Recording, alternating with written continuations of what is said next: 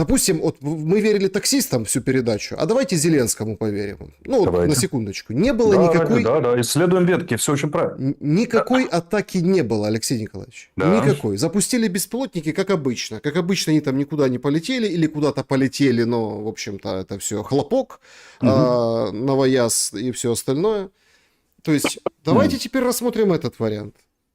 Значит, полетели, смотрят, что переговоры, смотрят, что на переговорах, смотрят до, смотрят во время. И в момент разговора говорят, атакован объект. Все, Трамп. Трамп говорит, я в шоке, я не знал. То есть, смотрите, тут же важный момент, что если этого не было, если это вранье, то Трамп не знал. Это очень важно. Все, дискредитация. И, внимание, этот ход, я считаю, немножко тоньше, простите, Алексей Николаевич, с вот этим Медведевским, с снятием гарантий, ну, вот этих всех моментов, да, гарантий безопасности. А теперь давайте посчитаем. С Зеленского сняты гарантии безопасности. О визитах с награждениями на передовую можно забыть. Если ты забываешь в своем положении ситуации на фронте о награждениях и посещениях передовой бойцов на сыплющемся, ну, тяжелом фронте, таком, как он есть сейчас, у тебя теряется армия. Они не понимают вообще, за кого они воюют. По телевизору тебя не воспринимают. Ты не потужный, ты у Купянска, у Стеллы уже не фотографируешься, прежде всего потому, что с тебя сняты гарантии безопасности. Он будет в Киеве и в Европе. Он будет европейский президент Украины. Соответственно, у народа, ну, такой, вот такая логика. Плюс Трамп, который в замешательстве. Такая логика не работает на таком уровне. Такая логика работает только на уровне Трампа подтолкнуть к определенным действиям. Представим себе, да, что не было атаки. И россияне говорят следующее, российское руководство. Короче, нам надо договориться, Зеленский не движется, надо снимать Зеленского. Давайте Фредовича поставим в условия, когда он займется снятием Зеленского вплотную. Но все это разбивается об одну интересную штуку, соображение. Американцы способны установить объективно, была атака или нет. И обмануть их не удастся. А если Трамп выяснит, что Путин его обманул с атакой и публично заявил, что атака была, ну, это подрывает вообще все договоренности. Не только в Анкоридже, но и саму возможность договариваться подрывает. Что тебя врут и тебя подставляют. То есть, это что, спецоперация против Трампа в прямом эфире? Путина, теперь уже Путина. Путин бы никогда на это не пошел. Не потому, что он золотой бриллиантовый яхонтовый, а потому, что он понимает цену вопроса. Так не делается. Хорошо, но этот дух Анкориджа уже его так пинали с августа. Да, дело не в духе Анкориджа. Переговоры же ведутся. Делегации встречаются. Ушаков и Дмитрий вылетают. Договариваются. Реально идет процесс серьезный. Согласовывают. Звонки, перезвонки и так далее. Я вам атмосферу лета напомню, весны. Помните, сколько Путин и Трамп не могли поговорить по телефону просто? Тут по 2 разговора в неделю, простите, и так далее. Поэтому налицо явная идентификация, и подставлять на пустом вранье технически невозможно. Технически, понимаете? В этом-то и фишка. Поэтому, скорее всего, Зеленский сделал. Мы вынуждены говорить скорее, до установления, была атака реальная или нет. Но если исходить из линии даже, что россияне соврали и подставили, оно разваливается на том, что если не было реальной атаки, американцы это будут 100% знать. Ну, поверьте, у них агентуры в российском руководстве выше крыши. У них спутники, у них там все виды технической разведки, 5-10. И речь же идет об объекте номер 1. Это суперконтролируемый объект в России, в Российской Федерации, средствами разведки НАТО. Поэтому они наверняка видят интенсификацию переговоров и коды, которые там заработали, и прочее, прочее, прочее. Если был всплеск интенсификации, можно, конечно, попытаться выдать это за радиоигру, но поверьте, там есть другие способы проверить. Ну, не работает так. Путин может быть мерзавцем под лицом последним, которое придумало человечество, но врать откровенно в глаза, что меня атаковали, когда визави твой может проверить, да еще публично об этом заявлять, ну, так не делается. Ну, и демонстрируя определенный элемент слабости среди своих. Да, ты же, что, а что тебе твои скажут? В России же все очень четко, если ты не можешь, как Сталин говорил, кого ты можешь защитить, если ты себя не можешь защитить. То есть, там же пацанское мышление. Почему оно возобладало над политическим? Потому что он обязан ответить. Но на Путина смотрят все его силовики-олигархи с 90-х родом. Слушай, тебе кинули в ресторан, в твой резиденцию, кинули бутылку с зажигательной смесью. Ну, ты будешь отвечать или нет? Или ты уже не арбитр для нас, потому что ты за себя не можешь защитить? Ты пошла ответка. Да? Они же в пацанской логике действуют, не в политической. В политической, если бы они были наследниками Византии, так как они рассказывают, они бы сказали, они бы отсекли Зеленского, сказали, отдельные чепенцы из националистов, которые вот там не понимают, что они творят, но имеют доступ. Это, кстати, тоже надо, это еще один повод ограничить Украину в чем? Наступательных вооружений в будущем, да, контуре договоренностей. Обманули президента Зеленского, подставили его и Трампа, атаковав и подорвав мирные усилия. Ясно, поцелуй Иуды, да. Да, а Зеленский остается легитимным, мы ему любим, пожимаем руки и скоро созвонимся. Вот это был бы ход. Но они так не могут, потому что там логика не политическая, а арбитражно бандитская, понимаете? Да, я сейчас зацеплюсь за вашу мысль. А зачем Трамп говорит, что Путину нужна сильная Украина, процветающая? Он не говорил сильная. Ну, процветающая. Он процветающая. Смотрите, как вы думаете, мог ли бы... У нас тоже это все обсмеяли, но давайте посмотрим вот с точки зрения хладнокровно. Как политический маневр макиавелевский – это сильная история. Вот может ли некий лидер, не Путин, кто-то воображаемый, сказать следующую фразу: безопасность России на западных рубежах прямо зависит от безопасности наших соседей. Мы со всеми соседями мы строим свои отношения. С Финляндией и Швецией одни, с странами Балтии другие, с Белоруссией третьи, с Польшей четвертые. А братская Украина, напоминаю, братская Украина, говорит этот неизвестный нам лидер, прошла тяжелое горнило военного переворота в 2014 году, цитируя его, гражданской войны, специальной военной операции. И там, чтобы она не свалилась в махновщину, в гражданскую войну, которая выплеснется на территории Беларуси, Молдовы, Польши, России, нужно обеспечить социальные, экономические условия, которые послужат тормозом естественным для обнищания народа, социальных взрывов, новых переворотов и так далее. Поэтому мы за то, чтобы, говорит этот гипотетический лидер, ограничить вооружение, убрать у власти откровенных националистов, реваншистов и шовинистов, а простому народу, чтобы не бунтовал, да и просто из любви к нему обеспечить приемлемые социально-экономические условия. Например, дешевая электроэнергия как основу производства и как бы бытового благополучия. Может этот гипотетический лидер, чисто макиавелевский, сказать нечто подобное? Конечно, может. Более того, он бы так и сказал. И мог сказать. Ну, понимаете, и тут тоже надо обратить внимание на очень неровное поведение российской политики. Они являются заложниками своей системы. И недаром говорят, что любая внешняя политика, Макиавелли говорил, является продолжением внутрь. И Ленин это говорил, повторял. Почему? Потому что, когда нужно проявить тонкий политез в византийских международных отношениях, они достаточно коварные, у них все хорошо. Но когда, например, полетела по собственной резиденции, допустим, да, то тогда уже пацанская включается. И они не гибкие в этом отношении. Не гибкие. Это их слабое место. Но, с другой стороны, они рассуждают иначе. Первое, мы должны ответить за наезд. Второе, Трамп уже должен определиться, что он вообще собирается мириться и выполнять наши договоренности. Или каждая там шпана будет ему там его подставлять, нас подставлять и ломать наши договоренности. Это уже типа там Трамп, давай ты решай. Поэтому с пацанской логики у них все четенько. У них с политической недостаток. Они, видимо, считают иначе. Алексей Николаевич, я хотел бы с вами, вы так краем упоминали, просто у нас очень много вопросов, будем переключаться туда, но это очень важный момент. В контексте, сегодня такая чехарда произошла, это, конечно, на порядок ниже мощи этого информационного повода, но тем не менее. Запустили источники о том, что Залужный возвращается в Украину, 4-5 приедет, и это всегда как-то, ой, как странно. Смотрите, какие контакты были с Трампом, как он его там подстебывал, подсмеивался над ним, как там Зеленский, в общем, себя повел. А еще не знали никто про эту атаку, про это все. А тут Залужного возвращают, мол, смотрите как. Так уже опровергли. Потом это опровергли, знаете. Но тут возникает другой момент, и важный, который я хочу с вами обсудить. Это вариант демонтажа того, на чем стоит власть Зеленского. Если мы, опять-таки, холодно посмотрим с точки зрения как раз-таки политического анализа, вот именно политического, то Зеленский, почему такой Зеленский?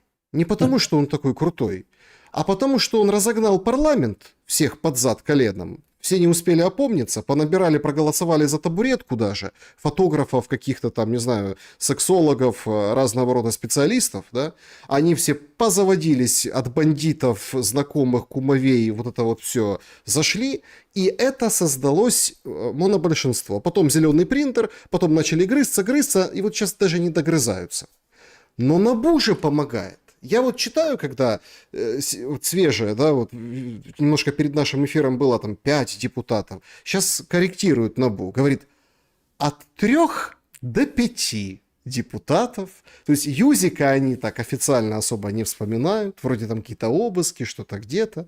Это ближайший друг президента по кварталу 95. Но я беру количество. И так отсутствующая коалиция, монобольшинство, отсутствующая коалиция в принципе в парламенте подрывает вот эту ногу Зеленского, на которой стоит его власть. И как раз-таки, если они уедут, разбегутся, посадят, в общем, некому будет голосовать за продление военного положения. Давайте и еще раз. другие Вы законы. говорите, что опорой Зеленского является власть над парламентом. Конечно. Власть его оставить и заставить голосовать так, как надо, или власть разогнать. Да. Ну, я вам скажу так, главной угрозой Зеленскому является парламент. Поэтому, конечно, с парламентом он будет что-то делать, по большому счету. Ну, вот и так далее. Но видите, как интересно становится со всех сторон. Посмотрим, что будет происходить. Вот. Потому что вскрылось огромное количество факторов, с которыми вынужден что-то делать парламент. Зеленский с парламентом. Парламент с Зеленским, Зеленский с парламентом, Трамп с Зеленским, Путин с Зеленским и Трампом и так далее, и так далее. Короче, закрутилась эта вся история. Что мы можем четко сказать? Если мы начинали это как анализ 2025 года, что мы можем сказать точно? Что все идет по принципу сужающегося коридора. То есть ход блестящий со стороны Зеленского, если оценивать его не в моральных категориях, а технических. Но Трамп и Путин стали догоняющими, Зеленский перелегитимизировался, но это ход на сужение пространства возможностей. Наука стратегии говорит о чем? Что стратегия – это когда вы делаете ходы, которые увеличивают пространство возможных решений или хотя бы сохраняют существующее. Все, что сужение, может казаться блестящей тактикой, но очень плохой стратегией. С другой стороны, на таких масштабах и на таких объемах, учитывая Китай, Тайвань, Венесуэлу и вообще прилет зеленых человечков, это рисковая стратегия, она же как это? Знаете, через 2 года могут сказать, что это был блестящий ход, который позволил снять Зеленского и победить, вернее, снять Трампа и победить Путина, отстоять Украину вместе с Европой. А можно сказать, что это был бездарный ход отчаявшихся диктатора, в кавычках, там, который, значит, это сам. Мы не знаем, мы посмотрим. Как тактически, это блестящий ход на сегодня, прямо скажу. Вот спровоцировать охоту против себя, это круче нельзя было ничего придумать. Теперь любой, кто что-то возразит против Зеленского, значит, помогает охотиться на него. Но это просто блестящая история. Друзья, подводим итоги нашего сегодняшнего голосования. Это в трансляции на канале Александр Шелест. Я напоминаю, что у нас две ветки трансляции. Пожалуйста, поставьте лайк и поздравляйте с Новым годом друг друга и в комментариях, и в чате. Значит, 3 белых коня. Да, 3 белых коня. Проголосуйте за что? За что вы? Значит, 2% против мира и вывода ВСУ. 4% за мир, но против вывода ВСУ из Донецкой области. 7% против мира, но за вывод ВСУ. То есть, зачем гибнуть за этот Донбасс? Резонанснейший пост, хотел с вами обсудить, но мы так во фронт не окунулись. Машовец написал о том, что ждуны... Там ждуны проклятые, да? Прячут российских ДРГшников, кормят их, поят, рисовывают позиции для них. И, короче, не просто ждуны сидят, ждут, а еще и как бы помогают оккупационной армии, представляете? Значит, тут 7% у нас в таком духе, типа, зачем воевать, давайте отходить, сохранять армию и так далее. И 87%, аудитория, как бы многоуважаемая, любимая моя, проголосовала за то, что за мир и за вывод ВСУ из Донбасса. Здраво же было отдать Краматорск и Славянск, получить все неземные богатства, все гарантии, все фонды, все эти неимоверно... А вот не может, говорят политические эксперты. Мы не знаем. И опять же будет это понятно через год, 1,5-2. Смотрите, представим себе, что вот Трампу удалось снять, Путина победить, экономика крякнула, он пошел на соглашение, а Донбасс еще не взят. Представим гипотетически себе, да? Или хотя бы взят Краматорск, а Славянск отстояли. Там линии разграничения. Хоть что-то оставили. Тогда скажут, что это был гениальный ход мудрых европейцев и Зеленского. И Арестович и Шелест негодяи, сволочи, которые предлагали все это сдать. А мужественные украинские герои это отстояли. Это один вариант запишется в историю. Теперь представим следующее, что Донбасс потеряли в течение года. захватили остатки Донецкой области, там, подошли к Запорожью или взяли Запорожье. Крайне нехороший результат. Тогда, конечно, можно будет задать вопрос, а за что вы положили еще 200 тысяч жизней, там, украинских, например, военных? И что получили взамен? К чему упираться было, если его и так взяли военным путем? Мы не знаем этого. Просто не знаем. Давайте честно констатируем, мы не знаем. Мы посмотрим, что будет через год. Гениальный ход, не гениальный, правильно упирались, неправильно упирались. Можем сказать, что у сторон есть своя стратегия. У Путина своя, у Трампа своя, у Зеленского своя. Они ее организовали, они ее придерживаются. Она сегодня великий день, потому что она стала откровенно понятной. Что интрига идет на снятие Трампа, возвращение к власти глобалистов, а не просто отбиться от Путина и так далее. Поэтому как бы все понятно, в какую игру играют стороны. А вот дальше у нас с вами появилась блестящая возможность анализировать уже в рамках этой почти доказанной стратегии всех из сторон. Что у кого кто получилось, как выиграть, ну, мы будем с вами анализировать по ходу. Смотрите, сегодня важный день. Как сорваны покровы, все стало понятно. Ну, понятно, эту гипотезу уже, считайте, переподтвердились. Почему? Повторяю, даже если удара не было, но Россия пошла на это, то объявление охоты на Зеленского, снятие с него гарантии безопасности радикально меняет ландшафт и вообще всю переговорную рамку. Всю рамку всего этого конфликта. Я уже не говорю про заявление, повторюсь, заявление России, что мы поддержим Китай в случае войны с Тайванем там, и прочее. Поэтому рамка откровенно сменилась. Смена давно готовилась, организовывалась. Теперь понятно, что куда анализировать. Это редкий случай. Обычно приходится бродить в целом сонме вариантов, когда до конца непонятно, кто куда кого. Теперь понятно. И легче, и намного интереснее. Потому что сегодняшнее действие, было оно или не было, фактически отыгранное Россией, сегодня поставило ряд очень интересных вопросов перед всеми сторонами. Что с этим делать дальше? Особенно фигурой атакованной является Трамп. Он вынужден сейчас предпринимать какие-то фундаментальные решения для продолжения реализации своей стратегии, либо менять стратегию. Мы сейчас посмотрим, что он будет делать. И это интересно, по-настоящему интересно, без дураков. Ну и повторим, Зеленский играет крайне рискованную партию, но играет так смело. Ходы такие прямо молодец. Ничего не скажу. Не с моральной точки зрения молодец, чисто технически молодец. Вы бы такое посоветовали ему? Я Оказавшись в этом этапе... Смотрите, нет, я бы посоветовал сменить проектность. Это единственный совет, который могу дать ему и всем остальным претендентам. Нет смены проектности, мне вообще ни в чем с Нет, нечем. это же совет не про проектность, да. Алексей Николаевич. Да. Но это точно не про проектность, поэтому для меня это не имеет никакого значения. Для меня имеет только одно значение – смена проектности. Все действия на удержание проектности для меня автоматически плохие, даже если они гениальны технически. Все очень просто. Они для меня аморальны и плохие, даже если они технически сильны. Но игроки в этой войне делают сильные ходы. Путин наделал множество ходов сильных, технически сильных, не морально. Зеленский сделал только что очень сильный технический ход. Не моральных категориях, технических. Для меня все действия на продолжение войны и на отсутствие смены проектности в Украине аморальны по факту. Даже если это набор блестящий, цепь, созвездия гениальных решений и их реализация. Для меня морально любые действия или даже мысли, или даже слово направлено на остановку войны.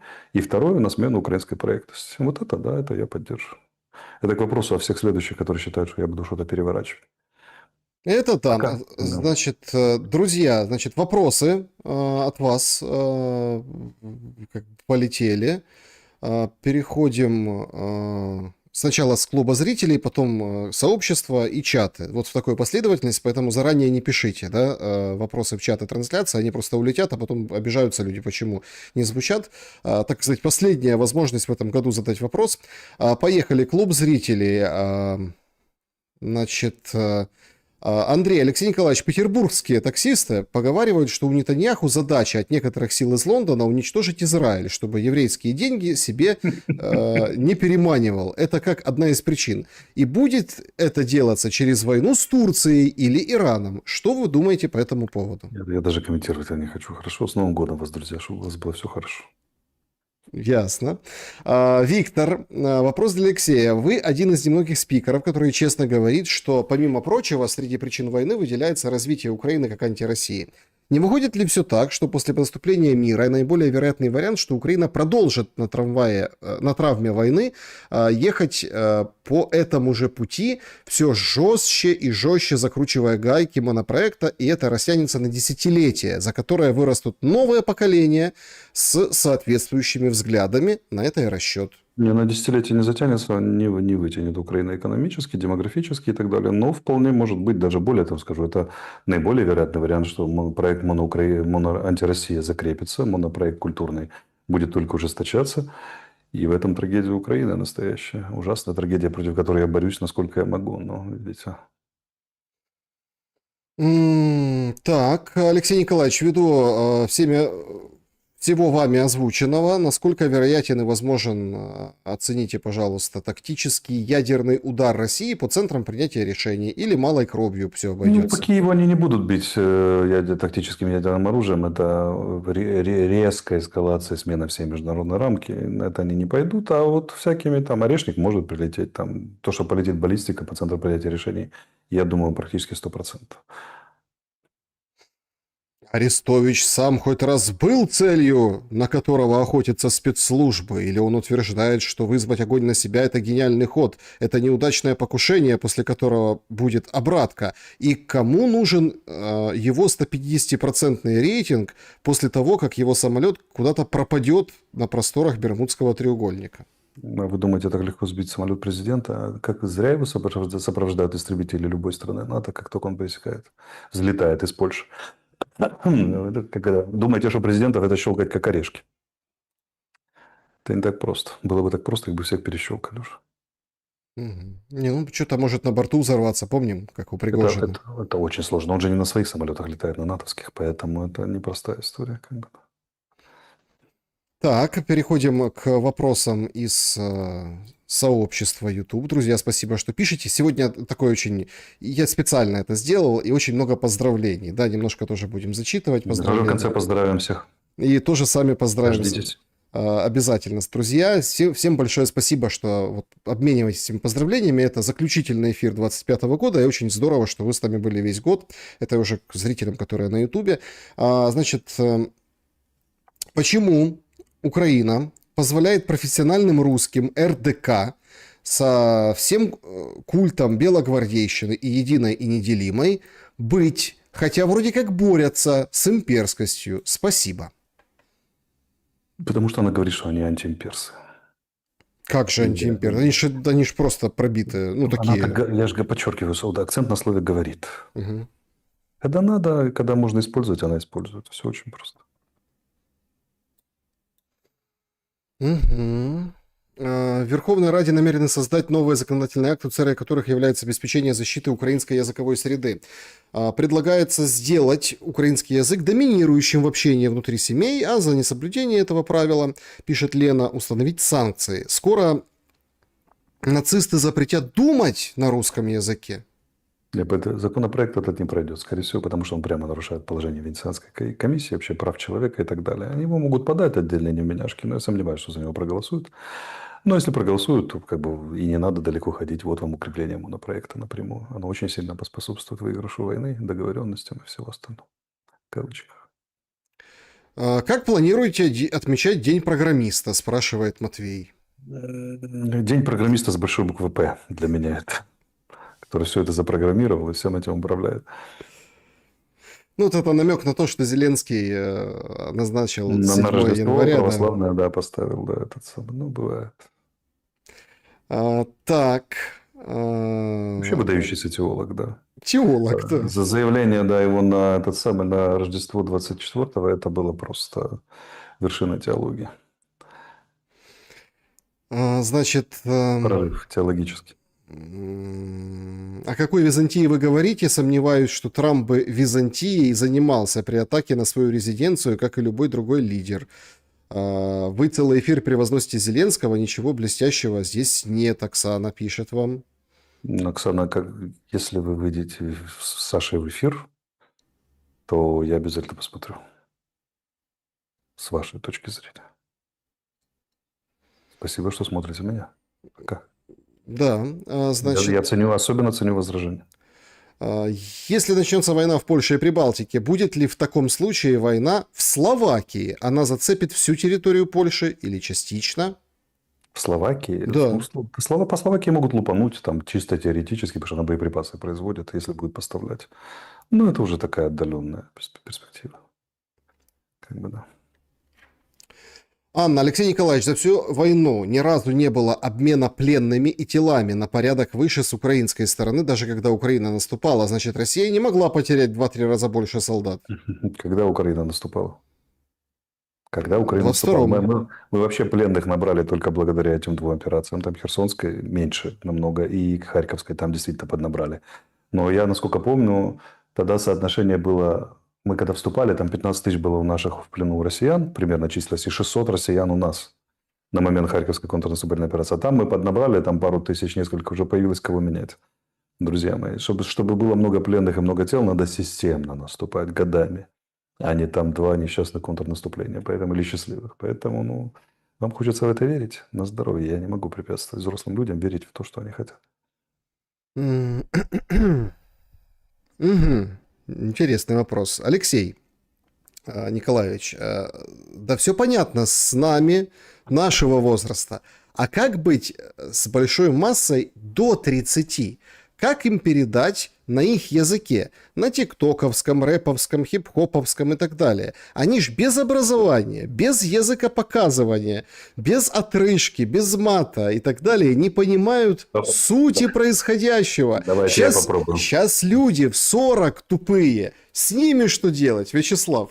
Эй, люди, я сейчас попробую хип-хопом доказать вам и рассказать точно, что происходит в этом мире. Не знаю, поймете вы меня или нет, но я постараюсь сделать это точно сегодня. Брат, тебя обманывают все. Открой мозги, освободится задница. Пойми, что ты интересуешь только себя, и только тобой интересуются все. А политики хотят тебя эксплуатировать. Взрослые не знают, как жить, и обманывают тебя. Школа тебе врала, институт тебе врет, армия тебе врет, государство тебе врет. Открывай мозги, ходи в школу мышления и коммуникации Арестовича, в другие такие школы, и ты станешь свободным, брат и сестра. Раунд. Раунд. Да, значит, так, добрый вечер. В первом году, в 2001, Путин в разговоре с Бушем сказал, что вернет искусственное образование в Украину с состава Российской империи любым способом. Значит, в шестом, в разговоре с премьер-министром Израиля Ольмертом, он озвучил то же самое. Причиной нападения на Украину является не НАТО, не обида, что его недостаточно уважают, не смертельная угроза со стороны Украины, не так ли? Ну, во-первых, Путин за эти 26 лет сделал очень большую эволюцию во взглядах, несколько раз их менял на противоположное, поэтому в отношении НАТО, например, сотрудничество с Западом. Он же недавно сказал фразу, что Россия только сейчас стала независимой. Это в конце 26 года своего правления, на секундочку. Поэтому еще, наверное, не раз сменят оценки, но если вы хотите проанализировать всю его там, политику за 26 лет, то уже времени нет. Что касается причин реальных нападений, могу вам сказать следующее. Это с моей точки зрения причиной реального нападения на Россию, вернее, на Украину. Ближайшая причина стала невыполнение нами Минских соглашений. Это формальная причина, как бы, да, это раз. Вторая причина, это, вернее, более ранняя причина, это Украина как антироссия. Третье – это беспокойство, еще более отдаленное, беспокойство и более абстрактное, но тем не менее реальное, беспокойство Российской Федерации о безопасности своих западных границ, 5 волн расширения НАТО. Четвертое – это вообще еще более дальнее, еще более абстрактное, это общее понимание политиками Российской Федерации, что Запад и не думал считаться с российскими интересами в мире в целом, в отношении ее безопасности, а значит, нужно предпринять, и продвигался своими прокси-силами к границам России, угрожая ей непосредственно. Я повторяю, что это не мои мысли, а я рассказываю, как думает об этом высшее военно-политическое руководство России. Вот это перечень. Насколько он реален, насколько он нереален, обоснован, это широкий вопрос. Мою точку зрения знаете. В чем-то он обоснован, в чем-то он параноидален, в чем-то он... Но в целом, объективная часть имеется. Если бы мы были грамотными людьми, мы бы ставили вопрос, а не паранойя россиян, а своей долей ответственности за происходящее. Потому что только жертва обвиняет всегда другого, даже если другой прямой агрессор. А разумный человек всегда ставит вопрос о том, а где доля моей ответственности в происходящем. И за свою долю он отвечает. Вот этого категорически не хочет делать Украина и категорически не хочет делать Запад.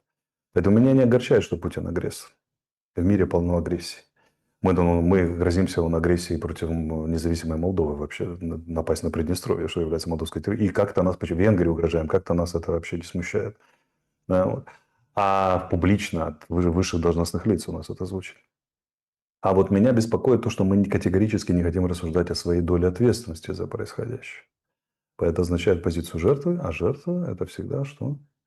Котлетка, которую крутят на тарелке при всех ее блестящих тактических ходах и решают, где отрезать. Что Зеленский, конечно, сделал тактический ход блестящий, а за это заплатят украинские солдаты и мирные жители. Ну, мы же бойцы, мы же не жертвы. Мы, конечно, бойцы, да, но жертва вполне может быть бойцом. Более того, скажу, что большинство жертв крайне агрессивны и всем угрожают, и реальную опасность собой представляют. Поэтому сильные они добродушные обычно, это жертвы агрессивны. Поэтому давайте уже начинать разговоры, наверное, о том, какая доля нашей ответственности в том, что происходит в мире с нами, например. Не снимая ответственности с тех, кто на нас напал, спросим, какова доля нашей ответственности в происходящем. Ну, поскольку у нас такие эфиры эфир года, да, как бы такой заключительный, тут такие разные вопросы вам, и это прям очень интересно. Я вот согласен, что определенным, ну, если отодвинуть эту войну, хотя и в войне тоже используется уже искусственный интеллект, вопрос об искусственном интеллекте.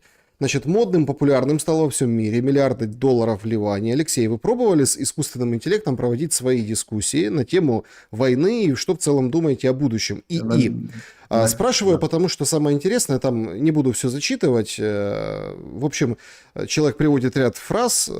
Короче, смысл в чем? Что когда просишь проанализировать чат GPT российско-украинскую войну, 80% как бы с российской стороны подается, а 20% с украинской. Это значит, у вас так настроено общение с ним. Потому что я пробовал это делать, он абсолютно нейтрально это анализирует. Вот. А вообще я с ним люблю пообщаться, я ищу границы интеллекта, всегда задаю крайние вопросы, там, ищу сломы. Или люблю там, например, вот смотрите, да, если бы я там кампанию по обороне Сиверска планировал Клаузевиц, Суньцзы, Наполеон и Александр Македонский и Жуков, то как бы действовали стороны, как они против друга, вот такие вопросы задают. И ему приходится стараться. Он очень кастомизируется сильно, он очень сильно настроен на вас. Если он с 80% с российской стороны, друзья мои, значит, это вы с ним общаетесь так, что он занимает эту позицию. Потому что если вы общались с точки зрения нейтральности, как я свои эфиры веду, например, то он бы отвечал вам нейтрально. Он ваше отражение. Это мне напоминает, не в обиду, очень старую историю. Когда-то на одном форуме, когда только появилась контекстная реклама, то есть чем человек интересуется, то ему показывает, мужской абсолютно форум, военный такой, очень суровый, вылез чувак и говорит, а что за хрень, почему на вашем форуме все время реклама женского белья? Ему знающие люди подсказывают, говорят, Радо, это контекстная реклама. То, что ты ищешь, что тебе и показывают. Потому что я лично вижу шины зимние, зимнюю резину, говорю, прямо сейчас, и скрин присылает. Это к вопросу о том, как общаться с искусственным интеллектом. Значит, Валентина пишет вам, поехали. Вот такой вопрос. Там, это мы обсудили, посмотрите выше. Да, ну тут это как вставка по поводу того, что Арестович и Буданов работают на США против Зеленского. Ермак и Зеленский на Ми-6, это была раньше информация. Частые поездки в Англию, дружба с Борисом Джонсоном, это как бы подтверждают. А кто работает, Валентина интересуется, на саму Украину? Противный Гончаренко в последнее время оказался самым честным в Украине, внутри. Я тоже очень часто езжу в Англию, поэтому запутываю, видимо, следы. Вот. Но я не знаю, Валентина, кто вам нравится, того и назначьте работающим на Украине. Я считаю, что политиков, работающих прямо на украинские интересы, выраженно, четко их представляющих, очень мало. И они точно не в составе нынешнего военно-политического руководства Украины, ну, по крайней мере, из его публичных спикеров, потому что подавляющее большинство работают на них, работают на монопроект и на проект анти-Россия. Поэтому даже Гончаренко, представим себе, что все, что он говорит чистую правду от искреннего сердца. Давайте думать о человеке хорошо. Но он думает о гражданах Украины. Но антироссия проект он поддерживает аж бегу. Угу. Поэтому, если вы считаете, что проект антироссия – это работа на Украину, то здесь мы с вами не совпадаем. Всем добра. Алексей, если приземлиться и вдохнуть воздух земной реальности, как вы думаете, что ждет Украину в ближайшие 10 лет? Какие роли ей предстоит сыграть в этом театре с учетом сроков, отведенных Трампу и Путину? Я так понимаю, сроков не президентских, ну а вообще, наверное. Основных вариантов 3. медленная деградация по принципу усиления монопроекта и проекта «Антироссия». Со второй войной там, или с третьей, как ее считать, или без нее. Депопуляция, выезд мозгов. У нас недавно было заявление, что Украина чуть ли не чемпион в мире по мозгов. Ну, оно, естественно, когда разрушают музеи и снимают памятники, все умные люди бегут, неважно, чей это памятник. Сам факт разрушения памятника и музея – это принцип, как это, повод для того, чтобы задуматься, крепко избежать. Вот. Второй вариант – это она одумалась, сменила проектность и стала разумной страной с очень тонкой политикой, которую надо не просто балансировать будет на таком месте, находясь на разломе геополитических плит, но вполне возможно при желании. А и третье – это некая гибридизация, в чем-то разумная. Например, что может быть? Могут попустить внутри, уйти от некоторых наиболее отчаянных элементов монопроекта, сказать, мы братья, все еднаемся, и при этом продолжать оставаться антипроектом России. Хотя это тесно взаимосвязано и вряд ли возможно, но некоторое послабление может быть. Оно создаст иллюзию, создаст лаг. Возможно, часть людей вернется, возможно, послабление в экономике какое-то. Но функционально надо сменить две вещи. Убрать монопроект внутри, проект, который этнический национализм ставит на этот самый, либо политический национализм ставит так, что он не сильно отличается от этнического. Вообще национализм – это чума 21 века, худшее, что придумали 20-го и 21-го, худшее, что придумало человечество. Надо от националистического проекта избавляться в пользу более разумного, там, где впереди искусственный интеллект и всякое такое, вот туда вот. Вы искусственному интеллекту национализм собираетесь навязывать или как? И второе – это уходить от проекта «Антироссия». Мы можем не любить Россию, мы можем не дружить с Россией, но быть антироссией – это самоубийственно для Украины. Вот две вещи, которые надо решить. В зависимости от степени успешности решения этих задач, Украина либо будет существовать, либо постепенно исчезнет через депопуляцию. Украинцы останутся в разных других странах мира, а Украина, как политическое государственное образование, вполне может исчезнуть. Поэтому думайте. Думайте. Мгм. Так, вот такой вопрос еще из сообщества. И пойдем в чаты уже, можно писать свои вопросы, друзья. Вот интересный, как мне кажется, вопрос. Давайте вот так, два отсюда еще сообщества и переходим в чаты. Алексей, хочется услышать мнение, если Зеленского все-таки продавит и он отдаст Донбасс и согласится с другими спорными пунктами, то какая реакция будет от России? Ведь освобождены Херсонская, ну в кавычках, Херсонская и Запорожская области, или даже вся Новороссия. Ну, эта задача не выполнена. Также в плане не учтены другие красные линии. Церковь, язык, неонацизм. А как это продадут россиянам? Ради чего воевали, если вот это базовые постулаты не меняются? Это еще вопрос, что считает Россия постулатами. Тот план, который озвучивает украинская сторона, она и делая вид, что камень преткновения – это Донецкая область и ЗАЭС, и не учитывает вопросы гуманитаристики, он очень сомнительный. Я думаю, что Россия это так просто не оставит. Да, идиотская ситуация, да? Агрессор принуждает пострадавшую сторону выполнить ее собственную конституцию. Какая интересная ситуация, да? Что только история не закрутит. Но я думаю, что Россия не снимет это, а снять эту проблематику она может только за очень крутые бонусы. Посмотрим, что теперь будет с этими. Даже если мы обещали эти бонусы, то после сегодняшнего смены рамки посмотрим, что с этими бонусами будет в принципе. Так, и вот такой еще вопрос. Ваше отношение изменилось? Ну, короче, сил терпения Евгений пишет. Хороших новостей в новом году. Изменилось ли ваше мнение насчет правителя Республики Беларусь? В 20-м и до 23-го достаточно резко критиковали его, а уже в 24-м на порядок дипломатичнее. Заранее спасибо. Ну, могу сказать, что без моральных оценок это выдающийся политик. Просто выдающийся. По тому, как он маневрирует и что он умудряется делать, это как он решил вопрос с белорусским калием, это просто фантастическая вещь. Например, вот свежего, вообще удерживается у власти и прочее, прочее. Но моральные категории оставим белорусам. Пусть они оценивают. Так, поехали в чаты. Значит, Александр Шелест, потом Алексей Арестович. Вот хороший вопрос, кстати. Алексей, зачем нужны курсы, если есть книги? Вы свои знания из курсов брали? Разве могут развить критическое мышление курсы, когда в них заложены манипуляции автора? QR-код возле Алексея Николаевича. Друзья мои, учитесь по книгам. Я что, вас заставляю ко мне на курсы ходить или что? На здоровье.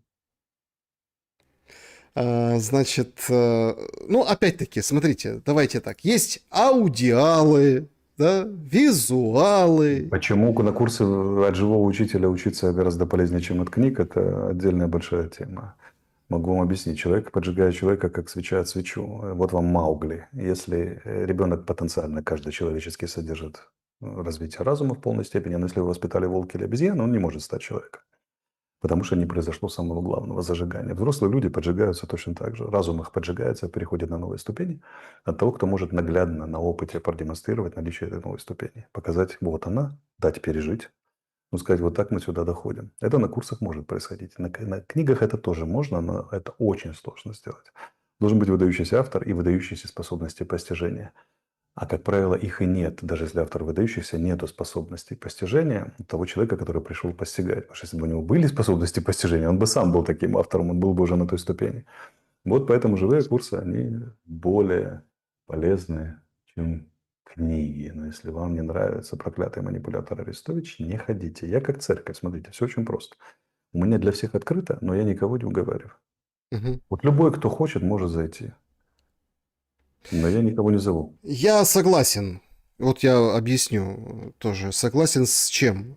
Есть такое выражение, я не помню, кто сказал, но это очень расхожее выражение, что мне пообщаться с одним человеком равно 10 прочтенных книг. Любому человеку. Пообщаться с другим. Ну, имеется в виду раскрыть, раскрыться в личном общении. Это 10 прочтенных книг.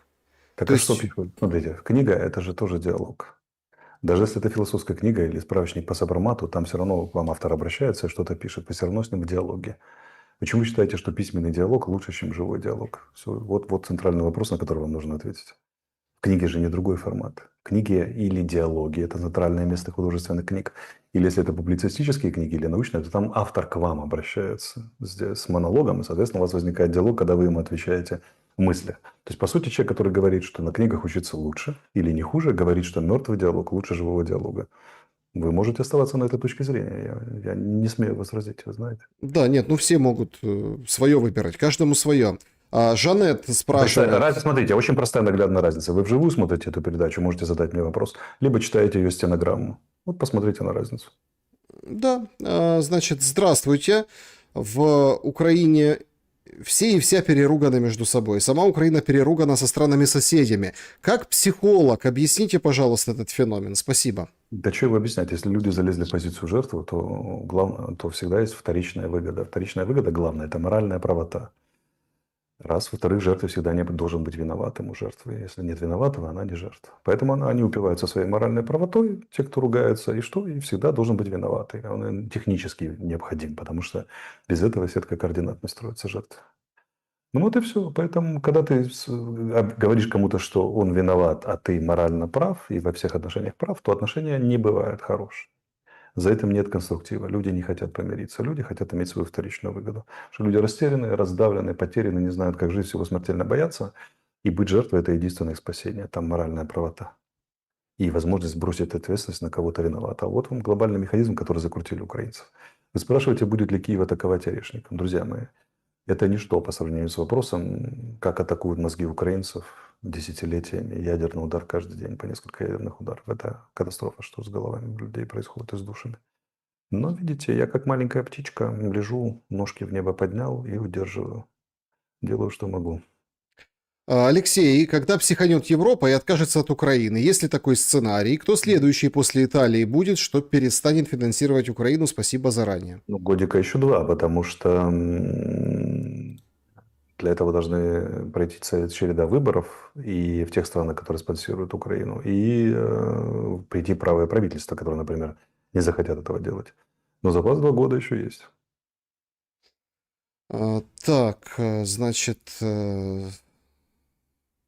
что будет, если США начнет спонсировать Россию в этой войне? Спрашивает пользователь. Ну, тогда весело будет. Ну, как это? Я не представляю себе условия, на которых это может произойти. Ну, Если вы представляете, опишите нам, я с удовольствием послушаю. Так, Алексей, скажем, гражданство России, защиту так, как у Сноудена и лямов от 100 рублями за Зеленского желающих много будет? Это по поводу охоты тут спрашивают. Я, честно говоря, с трудом понимаю, представляю человека, который в этой ситуации будет искать гражданство России. А что оно дает? Запрет перемещаться по миру или как? Отсутствие шенгенской визы? Не, ну они ж ездят по миру, Ну, в подождите. Корею и Китай? Ну, куда там они ездят? Китай, Таиланд, А во-вторых, Азия. что такое 100 лямов? Это сколько на доллары, например? Я Ну, не сейчас знаю. там курс другой. Сейчас вроде был 100 давно, сейчас 75 вроде как вот это сейчас улучшился курс. Ну, то есть, это сколько получается? 100 лямов рублей – это математики, скажите, я Ну, гуманитарий. Сколько это в долларах? Ну, смотрите, в криминальном мире существует очень простая история, вообще в этом мире покушений. За хорошие деньги берутся хорошие исполнители. Как бы, да, ну, если Россия объявит там, я не знаю, по приличную цену, то, наверное, найдутся какие-то. Но, это я ж, думаю, до этого не дойдет все-таки. но исполнить это, ну, во-первых, дело чести России исполнить это собственными силами, если они это хотят. А во-вторых, как бы, ну, было задержано 2 полковника охраны, личной охраны Зеленского. Мы, чтобы вы понимали, я, Зеленский и эти охранники ездили чуть ли не в одном лифте. Они были с ног до головы вооружены. Они могли подмешать туда страшный яд. Не закапывайте себя. Могли застрелить и прочее. Но фишка же в чем? Что их же задержали, они ничего такого не устроили. Можете сказать, что агентуры были в охране личной, но при этом было что? При этом были гарантии безопасности. Да, Допустим. да, Но посмотрим, что они сейчас будут делать, эти добрые, доблестные люди. да. 2 миллиона, так это вообще ни о чем вы говорите. Там с миллионов 20 все начнется, там с 50. Покушение на президента воюющей страны. 1,25 это прикурить. Значит, так. А, Так, значит, спасибо друзьям ну, опять-таки, тут такие вопросы от Сергея. Здесь нужно об этом, все-таки мы так один вопрос пробросили, да, но вот почему там все русское и Россию ненавидят евреи? И перечисление там кучи фамилий евреев. Это как бы комплекс из прошлого или что? Есть ли какие-то вот эти вот пункты Не знаю, все мои национальные? знакомые русскоязычные евреи обожают русский язык, культуру, мемы и так далее. Поэтому я не встречал евреев, которые ненавидят всю русскую Россию. Ну, у меня другой опыт, не на что сослаться. Ну, такой, действительно. Я с ними вообще только цитатами разговариваю там из советских фильмов, там, поэтому как бы... Кстати, запоминают И очень хорошо. литературы, да, поэтому не знаю, кого вы там ненавидящих нашли. А как вы считаете, может ли вспыхнуть Казахстан, как Украина? Очень переживаю за них, читаю комментарии в соцсетях, потираю глаза, потому что я подобное видела в 2014 году в Украине, спрашивает пользователь. Зачем ему вспыхивать? В какой стати? Ну, тоже национализм. Ну, национализм, но пока России точно не до Казахстана, а кто там будет сильно вспыхивать и так далее. Поэтому Казахстан очень сильно под китайским влиянием. Чтобы Россия поперлась в Казахстан, должно быть либо совместное решение с Китаем, как было при событиях декабря 21-го же, да, там было, Угу. января. Что, 22-го? Ну, перед 22-го, войной. да, перед войной, но зашли и вышли. А во-вторых, либо Россия должна прямо поссориться с Китаем. Ни того, ни другого я пока лично не просматриваю. Значит, тут такой, скажем так, момент. Да, друзья, спасибо большое. Ну, там, не будем, кто счастлив, кто несчастлив, украинцы, не украинцы. Смотрите, тема охоты – это вот слишком очень натянутая история. Но мы просто будем смотреть за следующими шагами. От того, Давайте что... так, смотрите, заявление Медведева, да. Медведева – это еще не реализованная государственная политика. Давайте посмотрим, что будет. Да, потому что это слишком, ну, мы, конечно, там нагнетаем, но по большому, ну, в чатах я имею в виду, не здесь. Но по большому счету, смотрите, мы еще не понимаем дальнейшие шаги, и как это все будет выглядеть, и, ну, может быть, военный будет ответ какой-то, и вот эти орешники, и правда. Так, ваш чат эфира, вопрос Арестовичу, Галина, вы лучший кандидат в президенты Украины, судя по вашим предложениям, но где гарантия, что ваши обещания, как и обещания Зеленского, не станут блефом и обманом? Друзья мои, вы не понимаете, что в Украине действует система, в которой нет никаких гарантий. И любой кандидат в президенты спокойно может вас обмануть, и ничего ему за это не будет. И наш интерес в том, чтобы поменять эту систему. Это куда более сложная и длинная стратегическая программа для каждого гражданина, чем просто один раз проголосовать. Конечно, если вы за меня проголосуете, то вы вдруг вытянете, как это, лотерейную карту, которая бывает раз в миллион лет. Но потому что я-то вас не обману, но это же тоже только слова, понимаете? Хорошо, а я проправлю, 10, оставлю вам конфету, уйду. Опять жить жизнью обывателя. Спустя даже 2 срока, представим себе, невероятно, 10 лет я проправил и сделал вам не страну, а конфету. А кто вам гарантирует, что следующий все выполнит? Поэтому первое, что я буду делать, если вдруг когда-нибудь окажусь, это создавать систему подотчетности политика обществу, настоящей подотчетности, а не на словах. Потому что качество политика определяется тем, что он способен обеспечить преемственность. Если ты 10 лет был золотым бриллиантом яхонтом, а после тебя все разрушили, то ты был плохой политик.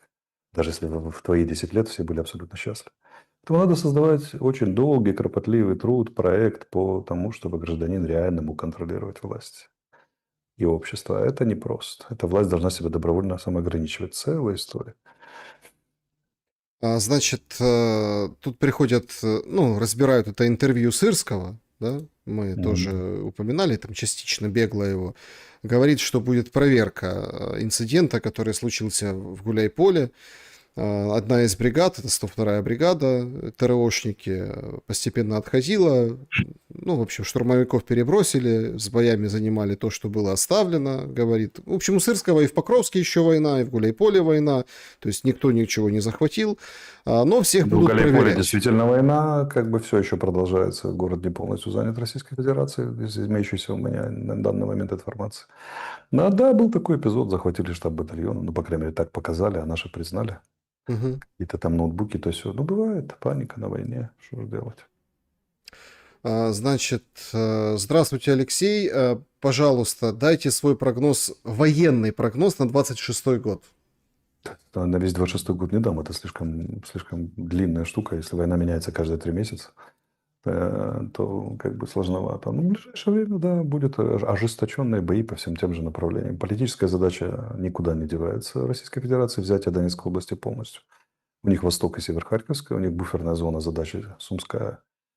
И Запорожье, взятие Запорожья. Вот их ключевые задачи, они будут их решать, стараться. Пойдет ли Зеленский в 26-м году на Приднестровье?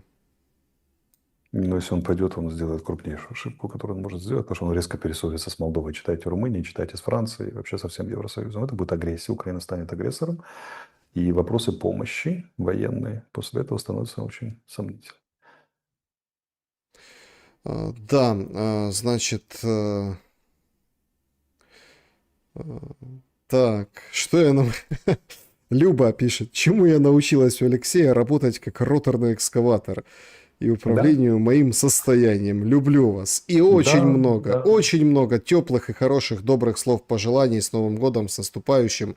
Ребята, спасибо вам большое, вас тоже мы поздравляем с Новым годом. А давайте, можно сказать, дорогие друзья, где бы вы ни были, откуда бы вы нас и смотрели, на каком бы языке вы ни говорили, люди делятся не по языкам и не по политическим взглядам, а по внутреннему свету, который они в себе несут. Внутренний свет – это очень просто. Вам перестаньте желать зла другим людям. Люди – живые существа, они могут обижаться, оскорбляться, всякое может с ними происходить, заблуждаться. Но есть одна ошибка, которую не следует делать – это желать зла откровенного другим людям. И вся ваша жизнь, и вся наша жизнь определяется тем, сколько зла вы желаете другим людям. А если его не желать, то ваша естественная, добрая человеческая натура проступит сама по себе, потому что в человеке больше добра, чем зла. И если он злу в себе специально не помогает, то он автоматически излучает добро и делает добро. И я желаю вам счастья, здоровья и удачи в Новом году. Я поздравляю с Рождеством и Новым годом и со всеми праздниками, с которыми вы хотите себя поздравить, если вы принадлежите к другим верованиям. И пусть в Новом году вы будете живы, здоровы, счастливы, и все, что вы задумали, доброго получается, а все, что вы задумали злого, отпускало ваше сердце. Я от себя только добавлю добра и света. И, знаете, пускай все-таки будет несмотря на то, что мы сегодня обсудили, и такие угрозы, которые там, причем вот они, прям, как ногу занес уже, как бы... Через забор. Через забор, да, между двух годов. Ну, там же можно говорить, да ладно, это типа еще по китайскому стилю, там, может, немножко позже. То есть вот это вот. И это все вот сейчас, да, через, скажем так, этот забор между двумя годами. Но я очень опасное время. Но я всем желаю, чтобы следующий год был лучше, успешнее, ну и подарил больше надежд на мир, а может и сам мир, чем 25-й год. Увидимся. За это и выпьем. Да, увидимся обязательно уже в новом 26-м году.